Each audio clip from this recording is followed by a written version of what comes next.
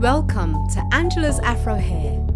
This is the process for caring for your hair to get curls like this without using a comb and just using oil and water. If you choose to add other products in at the end, that's totally fine, but let's start at the very beginning so you know exactly what you're doing. So imagine this, you're in the shower, the water is coming down over your head. The first step is for you to totally soak your hair. So as the water's coming down, you're patting your head, and then you start to detangle it, not with a comb, but with your fingers. So I'm going to turn around, hopefully you can still see me. As the water's coming down onto your head, you take a section at the back and you allow your fingers to drag through and the water to run through it.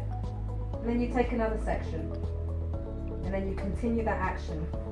Now this raking action is important throughout the whole washing, conditioning and rinsing process. This helps, one, to unravel the hair. I don't like using the word tangle because my hair is not tangled, it has ravels. So it's unraveling the hair. It helps to unravel the hair using that motion. It also helps for the curls to form in their tiny little ringlets perfectly. And so you continue with that action from there all the way down to the back. Obviously my hair is, I don't know, what is that? About 2 inches maybe, 2.5 inches all the way around. But when it was a little bit longer, doing it like this could be a little uncomfortable. Therefore, all you do is you do it to the side. Okay? Same process all the way through, all the way around to the front. And that's your first step, or second step. First step, soak it with water. Second step, part it, rake your fingers through it. Third step, if you're using shampoo today, or if you're going to do a co-wash instead, you put the amount of product into your hand, rub your hands together, smooth it from the front all the way back. So what are we doing? We're continuing that same motion, front to back. All the time you're training your hair to form into its ringlets. So you've done that. If it's a shampoo day for me, then I do that once or twice, and then my hair will naturally lather up. I do not need to do this. That will disturb your curls rather. So don't do that. Don't agitate, don't scratch, not necessary. Forwards to backwards, forwards to backwards. Then you rinse. If it's a conditioner you're using, forwards to backwards. Again, you can rake your fingers all the way through and then get on with your shower. And then rinse at the end.